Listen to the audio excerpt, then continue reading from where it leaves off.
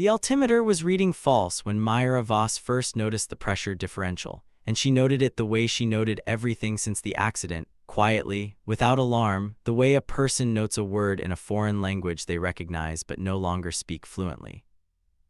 She was in seat 12F of a commercial Airbus A320 somewhere over the Adriatic, somewhere between Zagreb and Rome, and the pressure differential was not her problem because she was not flying and had not flown in 14 months, 3 weeks, and 4 days. And she was counting because that was the kind of thing you counted when flying had been the architecture of your entire life for 23 years and 11 combat deployments. And then one morning someone decided you no longer could. The altimeter, she was looking at the cockpit readout visible through the crack in the forward galley curtain because old habits were not habits, they were bone, corrected itself within 11 seconds, which meant nothing was wrong with the aircraft and everything was wrong with her. She returned her gaze to the window. Below was cloud cover, white and flat and indifferent. She had flown above clouds like that for 2 decades.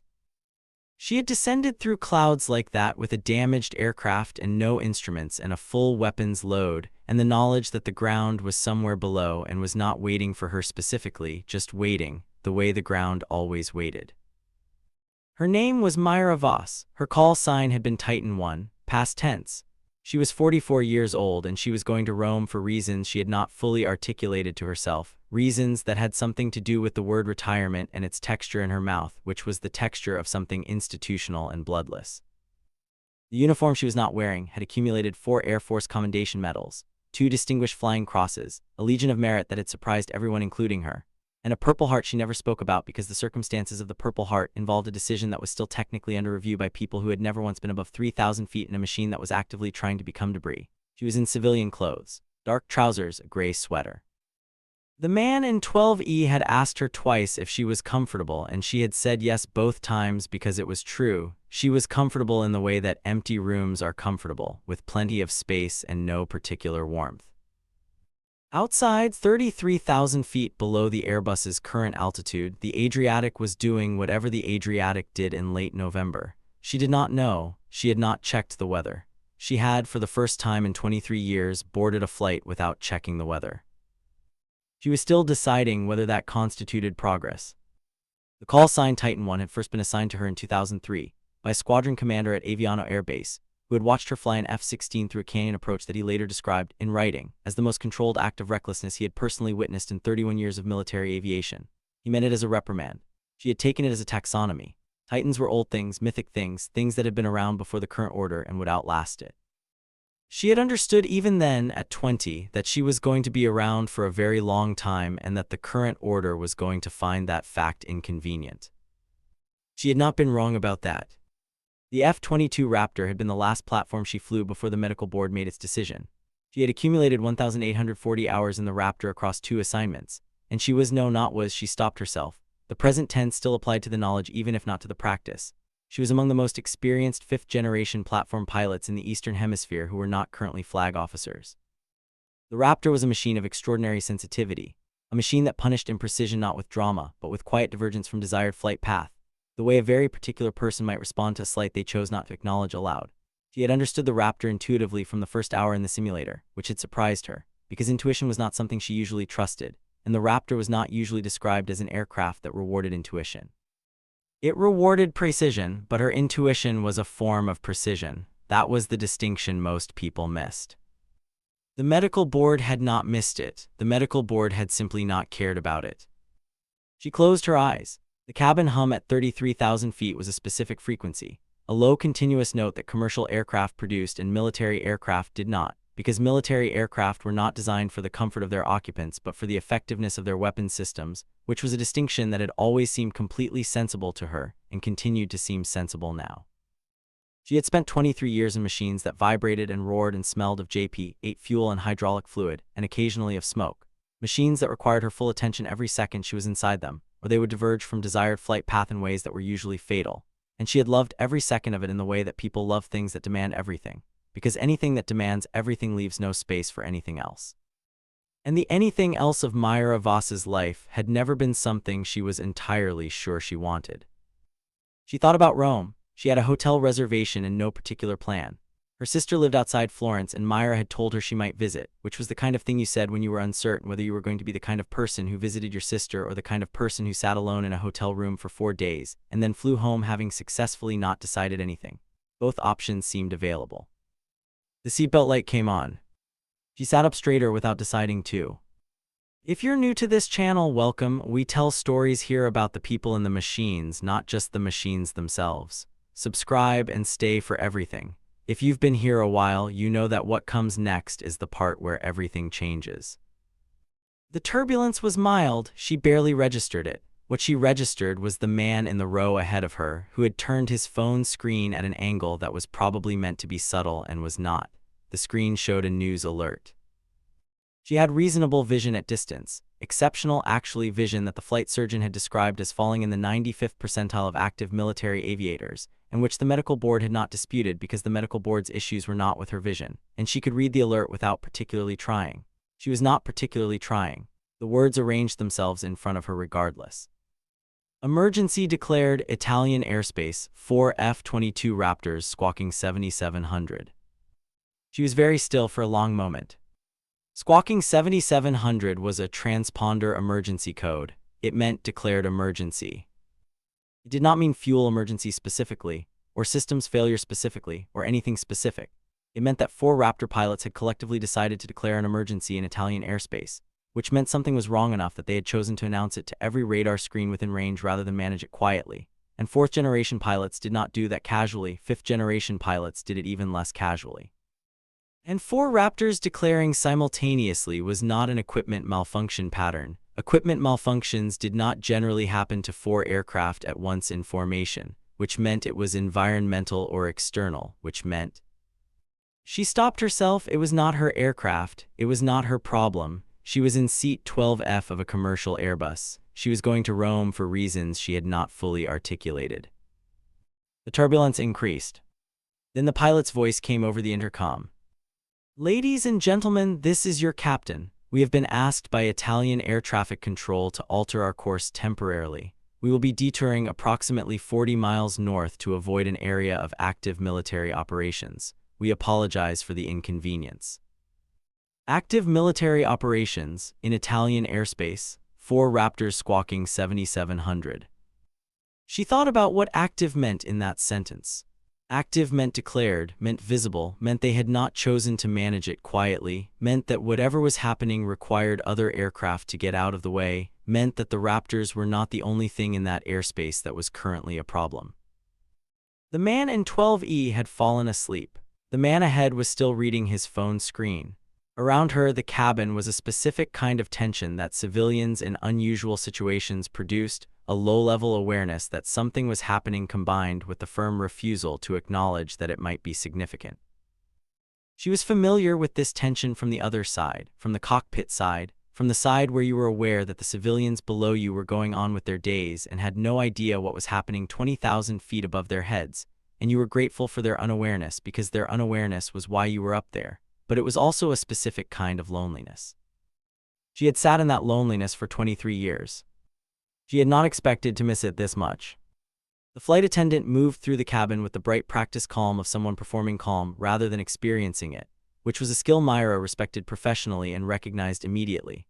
She caught the flight attendant's eye not by trying to, but by being the only person in the forward cabin section whose posture did not communicate anything that could be described as concern. The flight attendant paused. Everything all right, ma'am? Yes, Myra said. Then, can I ask you something? The flight attendant waited. Do you have a radio in the forward galley? Anything that can pick up ATC frequencies? A pause. The flight attendant was calculating something, whether this was a threat assessment situation, whether this was a strange civilian request, whether there was a protocol for this. We have crew communications, but those are. I know what they are, Myra said, not unkindly, just precisely. Do you have a spare headset? I can tune it myself. I won't adjust anything on your aircraft. I just want to hear what's being said. Another pause. Then may I ask why? Myra considered the question.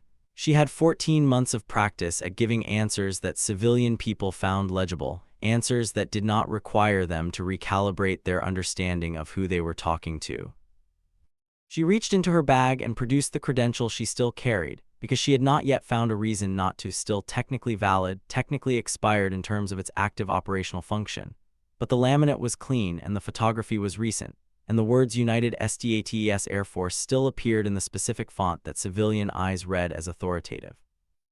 The flight attendant looked at it for 2 seconds. "I'll see what I can do," she said.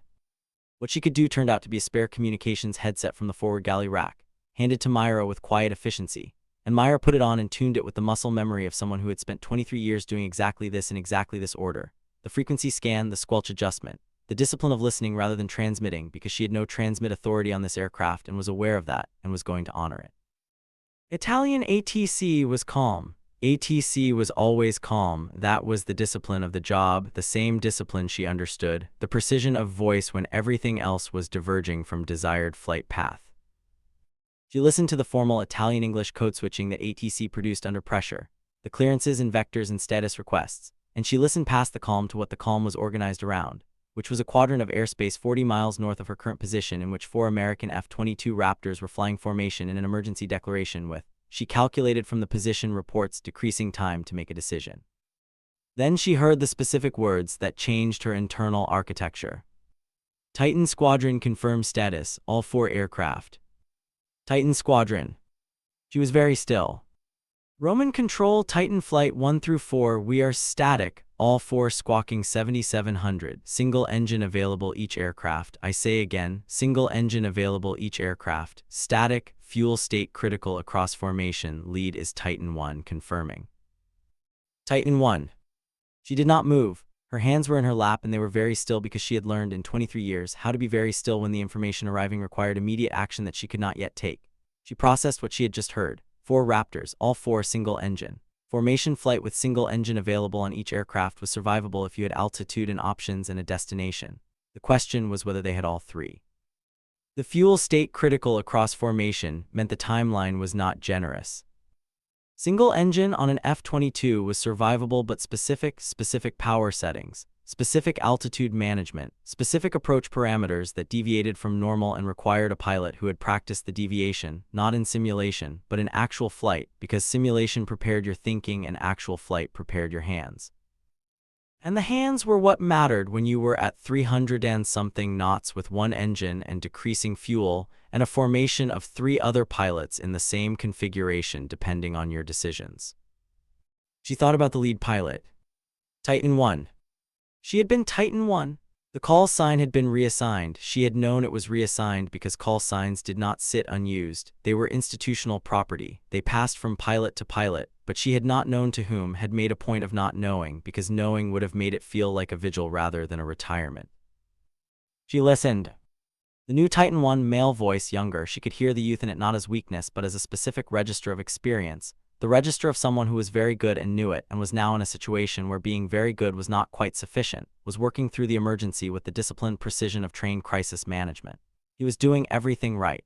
She could hear that he was doing everything right. He was also hearing something else, hearing it not in what he said but in the micro-timing between his transmissions, the slight elongation of the silence before he keyed the mic, which was a tell she recognized because she had produced it herself in 3 specific emergencies across her career. And what it meant was that he was working something that was not responding to the correct inputs, something that was changing faster than the math accounted for, and he had not yet decided what to do about it. She knew what it was. She recognized it the way you recognize a piece of music you learned in childhood, not from the notes individually but from the shape of them, the overall signature of how they moved together. He was losing the formation. Not to enemy action, not to equipment failure beyond what was declared. He was losing it to physics. 4 aircraft, each managing a single-engine emergency individually, flying in formation that required coordination, burning fuel at rates that diverged slightly because the specific engine failures on each aircraft were not identical. Every engine failure had its own personality, its own specific drag profile, and those divergences were compounding slowly enough that no single transmission announced it, but fast enough that in approximately 11 minutes, possibly less, the formation was going to become 4 individual aircraft with 4 individual emergencies instead of 1 managed group with a shared solution, and that transition was going to happen at the worst possible moment because it was going to happen when they were committed to an approach they could not reverse. She looked at her hands in her lap. The flight attendant was watching her from the forward galley entrance, not with alarm, with the specific attention of someone who had decided, on limited information, to trust a judgment that had been presented to them quietly and without drama. Myra removed the headset. She stood up. "I need to speak to your captain," she said. "The crew is occupied with I know, Myra said. Tell him I'm listening to the Titan flight emergency on your crew frequencies and I can hear something he can't. Tell him that. He can decide from there. The flight attendant did not move for a moment, then she moved very quickly.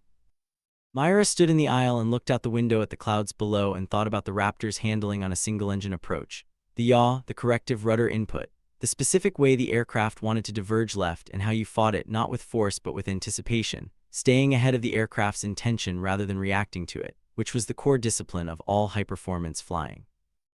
You flew where the aircraft was going to be, not where it was, because by the time it was there, it was already somewhere else. She had practiced the single-engine approach 94 times in simulation and 3 times in actual flight, twice deliberately in controlled conditions and once without choosing it, and she knew the discipline of it in a way that existed below the level of language, below the level of decision, in the place where training had been written into the body so thoroughly that it no longer required authorization from the mind. The cockpit door opened. The captain was a man of approximately 55, Italian carrier, the specific bearing of someone who had been flying long enough to have run out of surprises and had recently encountered one. He looked at her with an expression she recognized because she had worn it herself, the expression of someone recalibrating. "You're listening to the Titan frequency," he said. "Your crew frequency overlaps with their approach control assignment right now. I'm hearing both." "You're a pilot." "I was," she said then, because precision mattered. "I am 14 months grounded for medical review, but the knowledge is current." He looked at the credential she was still holding. He looked at it for slightly longer than the flight attendant had. "You flew Raptors." 1,840 hours. I was Titan 1, the original assignment, before whoever that is now. Something moved across his face. "What are you hearing?" She told him precisely, in the language of aviation that required no translation between professionals, what she was hearing in the micro-timing of the lead pilot's transmissions, what it indicated about the formation's cohesion, what was going to happen in approximately 11 minutes if the lead pilot did not change his approach geometry to account for the diverging drag profiles. She told him what the correct approach geometry was. She told him that this was information the lead pilot might already have and might be managing, but that if he did not have it, he needed it in the next 4 minutes, not 11, because 4 minutes was when the decision window closed. The captain was quiet for a moment. "I can relay through ATC," he said, "but the message will take." "I know how long relay takes," Myra said. "I need a transmit-capable frequency that Titan flight will be monitoring. They'll be on guard. 243. If your crew radio has that frequency available, I can put the message through directly." He looked at her for a long moment. She did not look away. She did not add anything. She had said what she had to say with the precision it required, and the decision now belonged to someone else, which was the correct distribution of authority in this situation, and she was comfortable with it because she was a professional, and professionals were comfortable with the correct distribution of authority. "Come forward," he said. The forward crew radio on an Airbus A320 was not a military radio, but 243 MHz was an international guard frequency that all aircraft, military and civilian, were required to monitor, which meant that the 4 Raptors currently managing their individual emergencies in airspace 40 miles north were listening to it even if they were not transmitting on it, listening to it in the background the way all pilots listen to guard. The way you listen to everything in a cockpit, not with focused attention but with the peripheral awareness of someone who had been trained to filter signal from noise so thoroughly that the signal arrived without requiring the noise to be consciously processed. She took the handset. She keyed it. "Titan 1, this is Titan 1, original assignment, Roman airspace, listening on guard. You are losing formation to diverging drag profiles on individual engine failures. Adjust approach geometry to standard 2-mile column, stagger altitude separation by 500 feet per aircraft, let the profiles diverge in space rather than time. You have 4 minutes to implement before the window closes. Titan flight copies." Silence. She waited. The silence was not empty. The silence was the silence of 4 pilots hearing something unexpected on a frequency they were monitoring but not expecting anything from, processing it, running the information against what they were experiencing, checking it against the math they were already doing, finding that it accounted for something they had felt but not yet named. Then the radio crackled. "Who is this?" Male voice. "Titan 1. The youth in it was suddenly very clear, not as weakness but as the specific alertness of someone who had been in an emergency long enough to be past fear and into something purer, something that was essentially just attention. I was where you are, she said. Do you copy the geometry adjustment? A pause, 3 seconds. In emergency time, 3 seconds was a considered pause. Titan flight, execute column formation 500 stagger on my call. His voice was different now. The micro-timing had changed. She heard it the same way she had heard the problem, not consciously, but with the body. He had the adjustment. He was running it. He believed it. Titan 2, 3, 4, acknowledge. 3 acknowledgements came back rapid and clean. She lowered the handset. The captain was watching her. She handed the handset back without saying anything because there was nothing to say. She had transmitted what she had to transmit.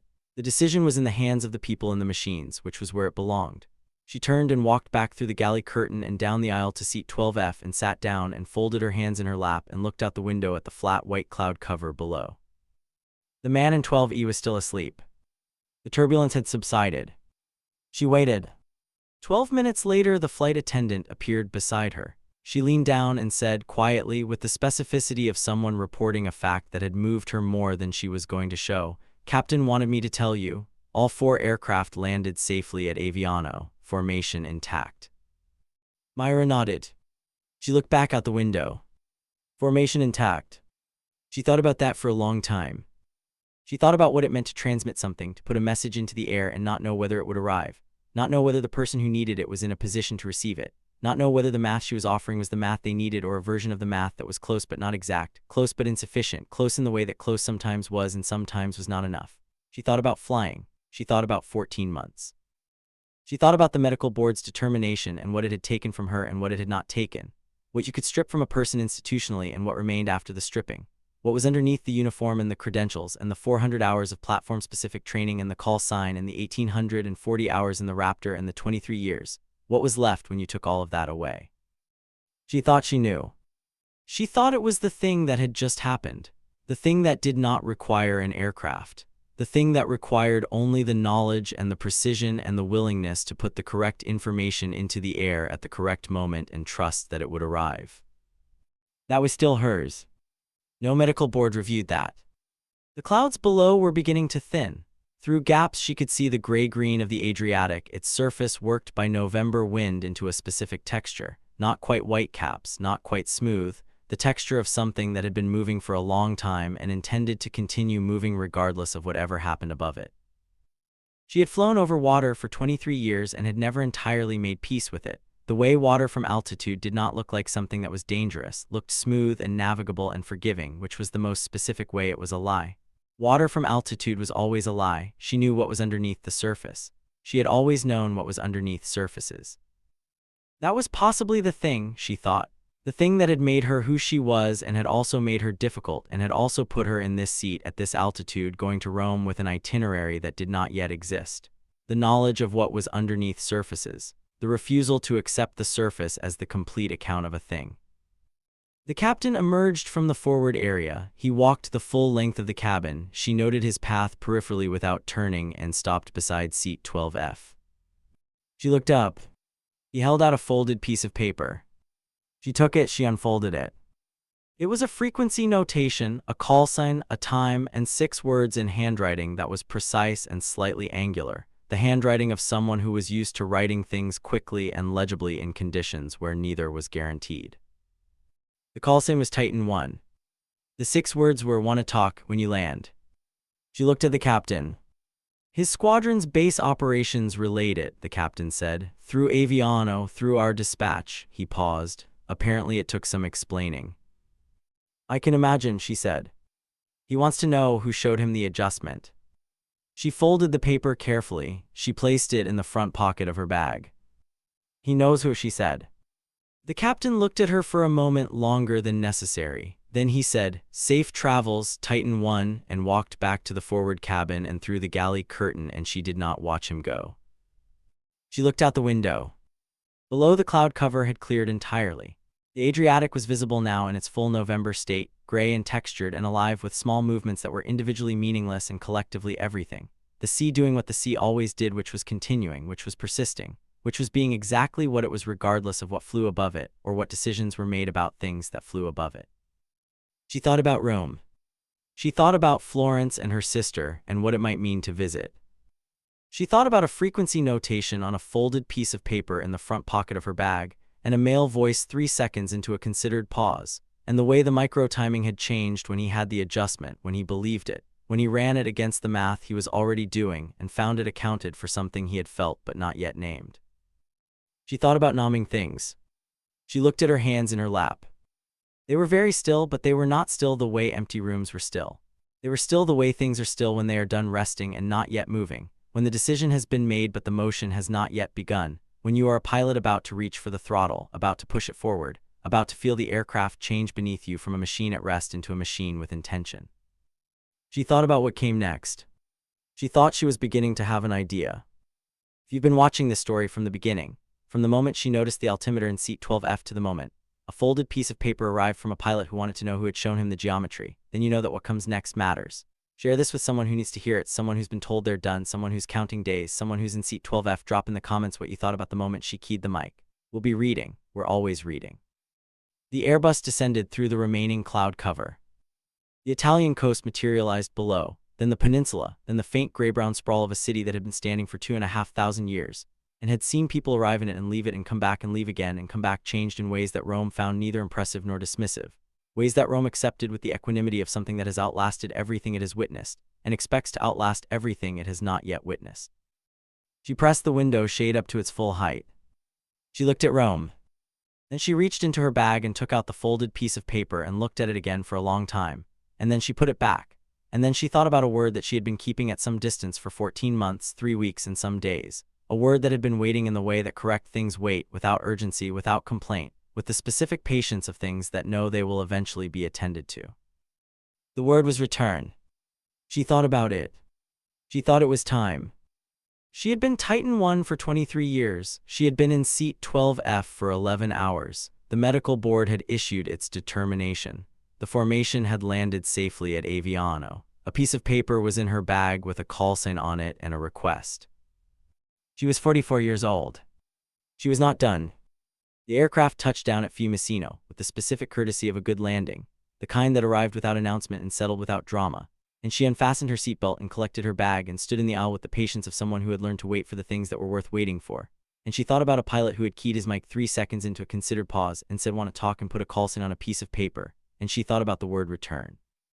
And she thought about what it meant to transmit something into the air and not know whether it would arrive and then find out, 14 months later, in seat 12F of a commercial aircraft over the Adriatic, that it had been received all along and was simply waiting for her to pick up the signal. She walked off the aircraft. She walked through the terminal. She did not walk toward her hotel. She walked toward the information desk and asked for a carrier routing back to the nearest military liaison office. The woman at the desk looked at the credential. The credential was doing what credentials did. The woman made 3 phone calls. Myra Voss, call sign Titan 1, waited with her hands at her sides and her posture carrying 23 years of a specific kind of patience. The patience of someone who had spent her career flying toward things that were hard rather than away from things that were hard, and who had discovered at 33,000 feet in seat 12F over the Adriatic that she had not stopped. She had simply been redirected. For a moment. And moments she had always known were not permanent. Moments passed. Aircraft landed. Formations held. Fuel states resolved one way or another, and you dealt with the resolution. She was ready to deal. The woman at the information desk put down the phone and said a military liaison officer would meet her in 30 minutes. Myra said, "Tell him Titan 1 is waiting." The woman relayed the message. Across the city of Rome, which had been standing for 2,500 years and had seen everything, the November light was falling on surfaces that kept their secrets and on people who kept theirs, and somewhere 40 miles north of where she stood, where F-22 Raptors were being inspected on the Aviano flight line by crew chiefs who were finding damage that should have been more serious and recording it in maintenance logs that were going to generate conversations, that were going to generate reports, that were going to work their way up the institutional chain, until they arrived at someone who would read the full account of what had happened. The geometry adjustment transmitted on guard by a voice that identified itself as the original Titan 1. And who would have questions? She was going to be ready for the questions. She had always been ready.